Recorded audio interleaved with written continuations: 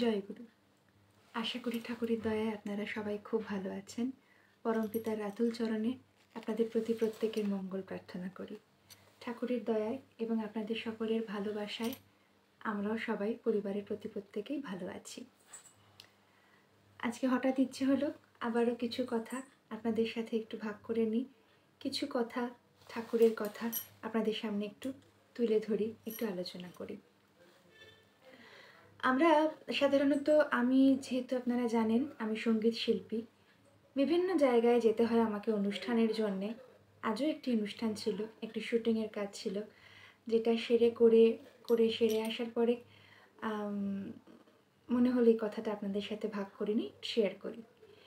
তো বিভিন্ন জায়গায় যাই, বিভিন্ন মানুষের সাথে আমাদের আলাপ হয় এবং আমাদের এক প্রকার চিন্তা ভাবনায় এবং টার্গেট থাকে যে আমরা সে মানুষগুলোর সাথে কথা প্রসঙ্গে ঠাকুরের কথা বলবো।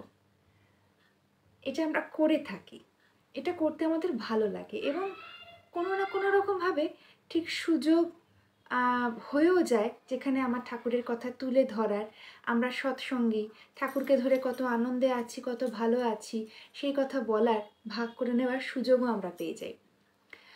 যেরকমটা পূজ্যপাদ আচার্যদেব বলেছেন যে আপনার উল্টো দিকের দোকানের, মুদিখানার দোকানে জিনিস আনতে যান, কিন্তু সেখানে গিয়ে ঠাকুরের কথা বলেন তো, বলা লাগবে। আপনার প্রিয় পরমের কথা প্রত্যেকের সাথে, সবার সাথে ভাগ করে নিতে লাগবে। তো আমরাও সেটা চেষ্টা করি, অনুষ্ঠানে গিয়ে আমাদের ঠাকুরের কথা সবসময় বলার চেষ্টা করি। তো কথা প্রসঙ্গে একদিন জিজ্ঞেস করছেন যে হ্যাঁ শুনেছি তোমাদের কি সকালে ঘুম থেকে উঠে হাতে পয়সা নিয়ে একটা কিছু ব্যাপার আছে না, এরকম একটা ব্যাপার। তো আমরা বললাম হ্যাঁ, ইষ্টভৃতি, ওটাকে আমরা বলে থাকি ইষ্টভৃতি, যেটা করে আমরা আলটিমেটলি বেঁচে থাকি। আমরা আমাদের বাঁচার জন্য সকালবেলায় ঘুম থেকে উঠে সর্বপ্রথম কাজ করি ইষ্টভৃতি। আমার ঠাকুরকে স্মরণ করি, ঠাকুরকে মনে করে ঠাকুরের কাছে আমার যতটুকুনি সামর্থ্য কিছু নিবেদন করি। যজন যাজন ইষ্টভৃতি করলে কাটে মহাভীতি। তো সুন্দরভাবে তাকে বোঝানোর পরে তিনি বুঝলেন এবং যথেষ্ট রেসপেক্টের সাথে ব্যাপারটাকে ফিল করলেন। কিন্তু আমি অনেক জায়গায় দেখেছি অনেকেই এই ইষ্টভৃতি নিয়ে নানান রকমের কথা বলে থাকেন। অনেকেই না জেনে না বুঝে বলে থাকেন কি তোমরা সকালবেলায় ঘুম থেকে উঠে ওই ইষ্টভৃতি করো। আমার একটা জিনিস খুব মনে হয় বলতে, যারা বলেন এরকম কথা, আচ্ছা আমরা আমাদের ঘুম থেকে উঠে আমাদের অর্থ দিয়ে, যদিও আমার মনে হয় যে ঈশ্বর আমাকে রোজগার করানোর সুযোগ করে দেন প্রত্যেককেই, সেই সুযোগও ঈশ্বরই করে দিচ্ছেন।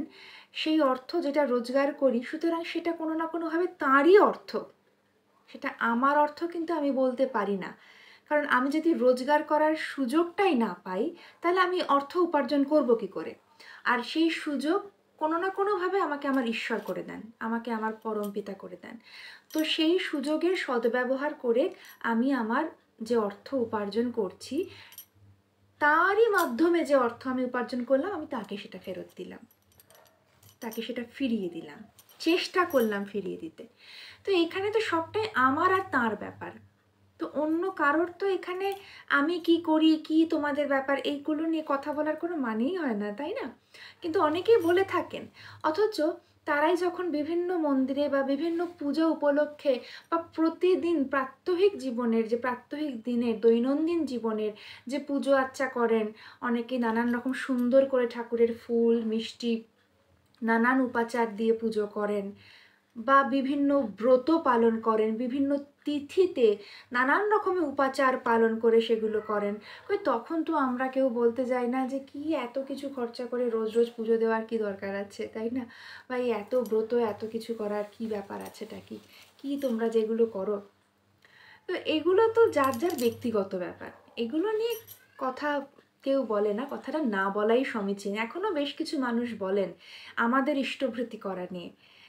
আমরা কি করছি, আমরা আমাদের অর্থ দিয়ে, আমাদের কারোর কাছ থেকে যারা বলেন তাদের কাছ থেকে তো আমরা অর্থ আনি না, বা তারা আমাদেরকে ইষ্টভৃতি করার অর্থ যোগান দেন না।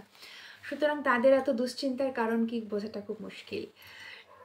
তো যাই হোক, ইষ্টভৃতি আমরা যারা ইষ্টভৃতি সৎসঙ্গী মানুষ, যারা ঘুম থেকে উঠে ইষ্টভৃতি করি, তারা ছাড়া চট করে আপনারা বুঝবেন না যে মানে যারা বলে থাকেন এই কথাগুলো, যে এই ইষ্টভৃতি করার কি সুফল।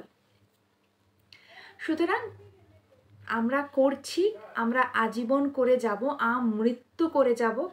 আপনাদের কথায় আমাদের কোনো আমাদের কিছু টলাতে পারবে না, কিন্তু না বলাই ভালো।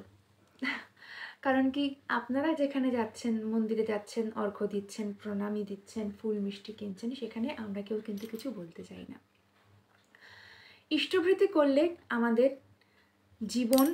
আমরা জীবনকে বাঁচা থেকে আরোতর কীভাবে বৃদ্ধির পথে এগিয়ে নিয়ে যেতে পারবো সেটা আমরা বুঝতে পারি। ইষ্টভৃতি একটা আমাদের যজ্ঞ, নিকুম্ভিলা যজ্ঞ।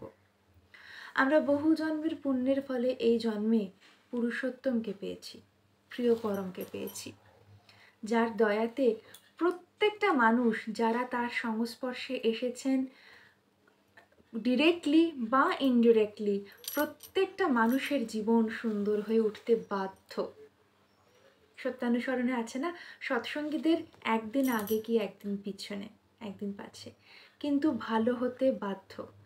যারা আমরা তাদের সংস্পর্শে, আমার গুরু পরিবারের সংস্পর্শে আমরা আমাদের সৎসঙ্গী পরিবার এসেছি, তার গুরু পরিবারের নীতি ধরে চলছে, জীবনটাকে চালানোর চেষ্টা করছি, তাদের মতন সুন্দর জীবনের অধিকারী খুব কম মানুষই হন। তাই যত তাড়াতাড়ি সম্ভব গুরুকরণ করা দরকার, এবং পুরুষোত্তমের ঠাঁই পেলে তবেই এই জীবনটা সম্পূর্ণ হবে, এটা আমার নিজের বিশ্বাস। একজন মুসলমান ভক্ত ছিলেন খলিলুর রহমান। তিনি ছিলেন ইনকাম ট্যাক্স ইন্সপেক্টর, ভক্ত মানুষ, ঠাকুরের প্রেমিক, ঠাকুরের অত্যন্ত একজন ভক্ত মানুষ, যিনি ঠাকুরের কাছে এসেছেন, প্রণাম করেছেন।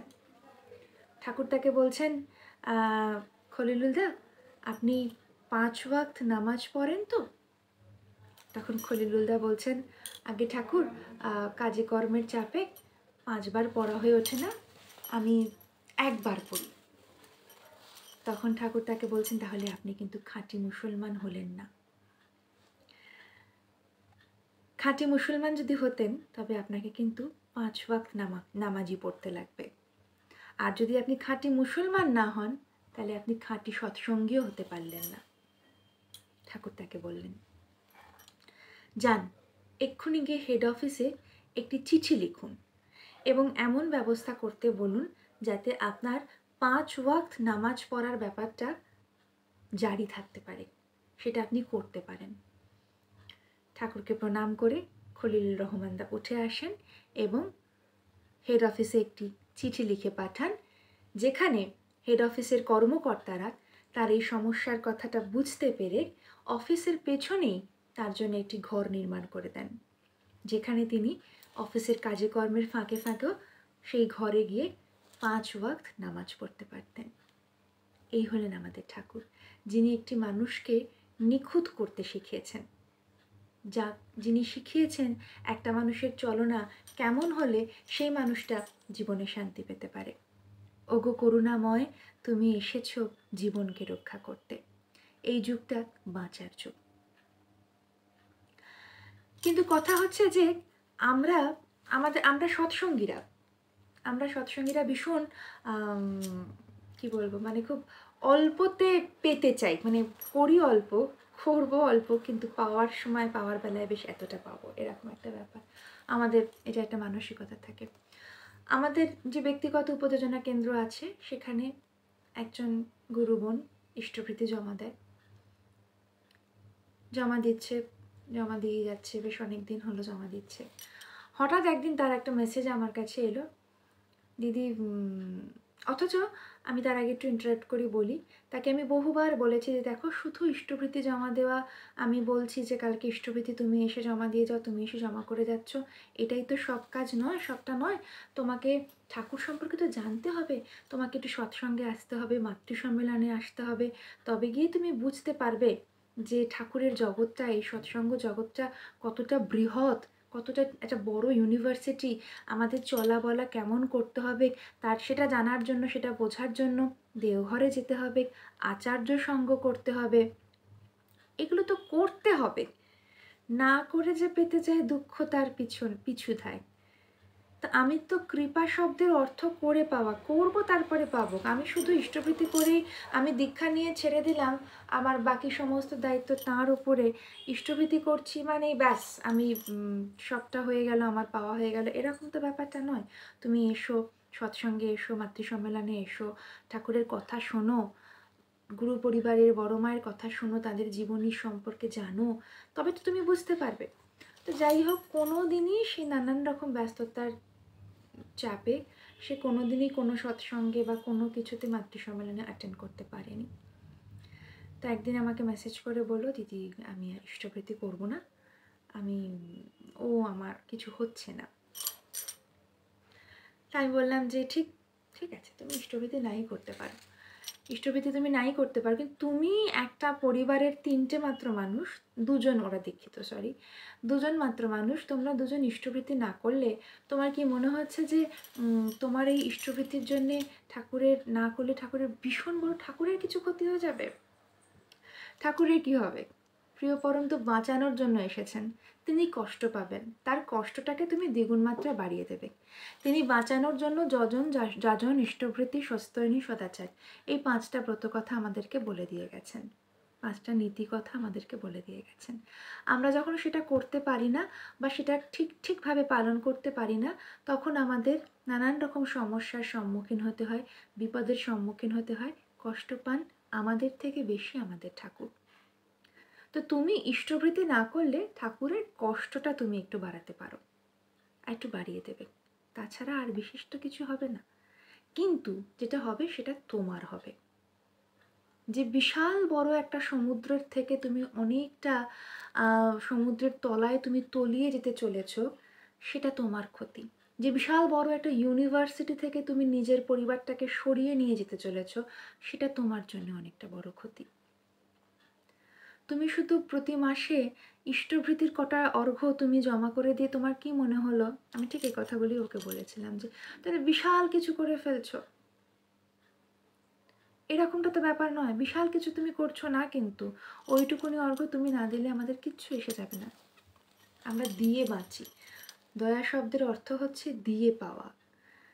তো আমরা এইটুকুনি ইষ্টভৃতির অর্ঘ্য দিতে পারছি বলে আমার জীবনটা ধন্য। আমার মনুষ্য জীবন বহু অনেক জন্মের পুণ্যের ফলে আমি এই জন্মের যে মনুষ্য জন্ম পেয়েছি, আর বহু জন্মের পুণ্যের ফলে আমি এই জন্মের সৎসঙ্গী হয়ে জন্মাতে পেরেছি। তো আমার মনুষ্য জীবন সার্থক হচ্ছে ওই ইষ্টভৃতি আমি করতে পারছি বলে, তা না হলে অতলে তলিয়ে যেতাম। যদি জীবনে ঠাকুর না থাকতেন, যদি জীবনে গুরু পরিবার না থাকতো, তাহলে অতলে তলিয়ে যেতাম। তো যাই হোক, আরও অনেক কিছু তাকে আমি বলেছিলাম, বুঝিয়েছিলাম, এই মুহূর্তে আমার মনে পড়ছে না। সেই মুহূর্তে ঠাকুর যেমনটা বলিয়েছিলেন আমি তেমন বলেছিলাম। আমি তাকে এটাও বললাম যে ঠাকুরকে ঠাকুর ভেবে দূরে সরিয়ে রেখো না। তোমার মনের খারাপ কথা, তোমার কোথাও যে সমস্যা হয়েছে, যেটা তুমি হয়তো ভেবেছিলে যে এটা আমার হওয়া উচিত ছিল, তুমি পাওনি, তাকে বলো, তাকে বলো। তাকে তুমি সবসময় মনে করো যে তিনি তোমার সাথে 24টা ঘন্টা রয়েছেন। তিনি তোমার সাথে হাঁটেন, তিনি তোমার সাথে খান, তিনি তোমার সাথে শোন, সব সময় রয়েছেন। তোমার ভালো লাগার কথাও যখন তাকে শেয়ার করছো, খারাপ লাগাটাও তাকেই শেয়ার করো। এমনিভাবে ঠাকুরকে ভাবতে শেখো। আর করতে হবে, কিছু করতে লাগবে, না করে কিন্তু পাওয়া যাবে না। এই সমস্ত অনেক কিছু বলার পরে পরমপিতার দয়াতে সে ব্যাপারটা রিয়েলাইজ করে এবং বলে যে না দিদি, আমি কোথাও গিয়ে একটু ভুল পথে যাচ্ছিলাম। আমি কাল থেকে আবার যেমন ইষ্টভৃতি করছিলাম তেমনই ইষ্টভৃতি করব এবং প্রতি মাসে অর্ঘ্য জমা দেব। সব দিতে তুই ধরলি গুরু, পেতে পরিত্রাণ, দেবার বেলায় লবডঙ্কা, পেতেই লেলিহান। আমরা শুধু চেয়েই যাই, দিতে খুব কমই জানি। দেওয়ার অভ্যাস প্রতিদিন কিন্তু আমাদের এই ইষ্টভৃতি নামক যে আমাদের নিকুম্ভিলার যজ্ঞ, এইটা করতে করতেই কিন্তু আমাদের দেওয়ার অভ্যাসটা তৈরি হয়। সুতরাং নিখুঁতভাবে ইষ্টভৃতি করতে হবে, নিখুঁতভাবে যজন যাজন সস্তৈনী সদাচার ইষ্টভৃতির ব্রত পালন করতে হবে। আমরা ভালো থাকবই, আমাদের ভালো থাকাকে কেউ আটকাতে পারবে না। যার যা খুশি বলার বলে যেতে দিন। আমি তাকে এও বলেছিলাম, এই কথাটাও বলেছিলাম, সে যখন বলছে অনেক বলার কথা তো সে বলবেই, তুমি হাজারো ভালো কিছু করলেও মানুষ তোমাকে বলবে, একটা না একটা খুঁত ঠিক বার করবে। বলার যার কাজ বলে যাও, তুমি তোমার কাজটা ঠিক করে যাও, যখন ফলটা তুমি পাবে তখন সেটা মানুষ দেখবে। তো আজকে ওই শুটে গিয়ে ঠাকুরের এই সমস্ত কথাগুলি আলোচনা হচ্ছিল, তাই ভাবলাম যে এগুলো আপনাদের সাথেও একটু শেয়ার করে নিই। অ্যাকচুয়ালি দেখবেন আপনারা যখন আমরা যখন কোনো পার্লারে যাই আমাদের হেয়ার কাট করতে বা যাই হোক না কেন, আমি ধরে নিলাম আমাদের হেয়ার কাটিং করতে যখন আমরা পার্লারে যাই, তখন কেন যাই? কারণ আমার দরকার পড়েছে, আমি যাচ্ছি, নিজে আমি গেলাম কি আমি একটু হেয়ার কাট করব, আমার চুলটা অনেক বড় হয়ে গেছে, চুলটা কাটবো, আমি যেছে গেলাম, তবে তো আমার চুলটা কাটিং করতে উনি পার্লারের যিনি এক্সপার্ট রয়েছেন তিনি কাটিং করলেন। আমি যেছে না গেলে তো তিনি কাটিং করতে পারতেন না, তাহলে আর না কাটিং করলে আমি সুন্দর হতে পারতাম না, তো আমাকে নিজেকে যেতে হলো। তো তাই প্রত্যেকটা মানুষকে যেছে আসতে হবে ঈশ্বরের কাছে, যুক্ত হতে হবে পরম পিতার সাথে, যুক্ত হতে হবে প্রিয় পরমের সাথে।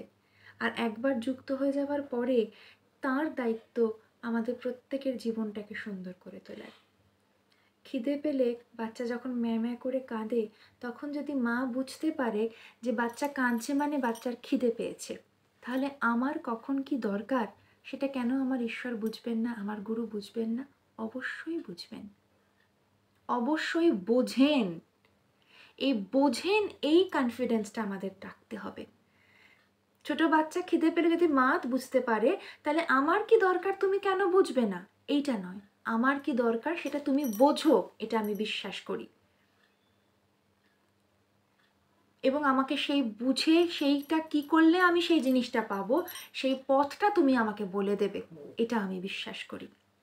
আমি বিশ্বাস করি তুমি আমার সাথে আছো বলেই আমি সেই পথে উত্তীর্ণ হয়ে একদিন না একদিন ঠিক তোমার পথ মনের মতন মানুষ হয়ে উঠতে পারবো, আমি জীবনে জয়ী হতে পারবো।